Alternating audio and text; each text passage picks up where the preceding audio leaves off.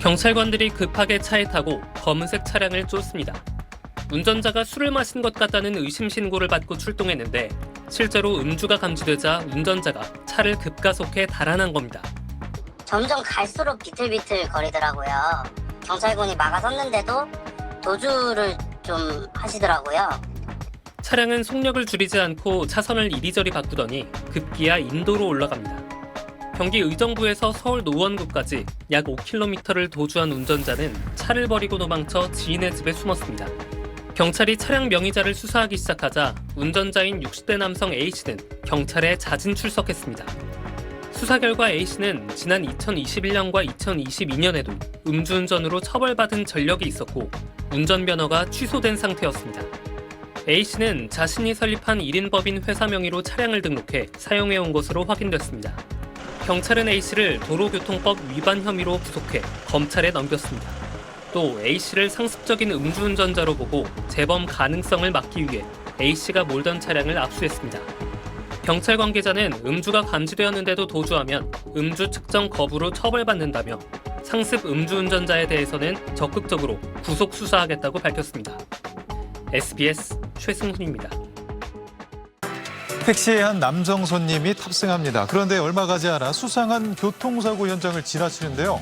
이를 본 택시기사는 사고 차량 운전자가 주차된 차를 들이받은 듯한데 비틀거리는 게 아무래도 취한 듯 싶다고 손님에게 말합니다.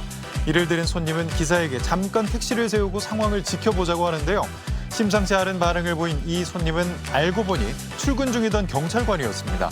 아니나 다를까 사고를 낸 차량 운전자는 현장에서 제대로 조치도 하지 않고 그대로 달아나는데요. 이에 택시에 타고 있던 경찰은 기사에게 양해를 구해 추격에 나섰고 기사가 운전하는 동안 112에 도움을 요청했습니다. 사고 차량 운전자는 주택가 한 곳에 차를 세우더니 그대로 차에서 내려 도망치려고 했는데요.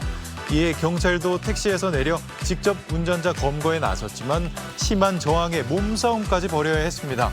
경찰이 운전자 체포에 어려움을 겪는 모습에 택시기사와 주변 시민까지 도우려고 달려왔고 결국 운전자는 출동한 경찰에 체포돼 음주교통사고 혐의로 입건됐습니다.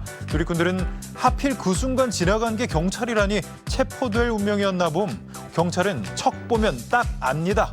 나쁜 놈 잡는 모범 택시가 드라마에만 있는 게 아니었네요 등의 반응을 보였습니다. 119 구급대가 도착하고 뒤이어 견인차가 사고 난 차량을 이동시킵니다. 그제 새벽 4시 50분쯤 서울 양천구에서 승용차 한 대가 어린이 보호구역에 있는 신호등을 들이받았습니다. 차량을 운전한 사람은 서울 남부지검 소속 김모 검사, 음주 상태였습니다. 김 검사의 차량은 이 신호등을 들이받고 멈춰섰습니다. 당시 김 검사는 면허 정지 수준의 만취 상태였던 걸로 조사됐습니다. 범퍼가 이제 어느 정도 파손되어 있었고 경찰차가 둘에 와 있었고 운전자는 경찰의 어떤 요구에 응하지 않고 계속 뭔가를 해달라고. 당시 김 검사는 경찰의 검사 신분을 밝히진 않은 걸로 전해졌습니다. 경찰은 술에 취해 조사가 어려워 일단 귀가 조치했다며 추후 소환 조사할 방침이라고 밝혔습니다. 그런데 김 검사는 지난 13일 아침에도 서울 영등포구에서 경찰의 음주 단속에 적발됐던 걸로 확인됐습니다.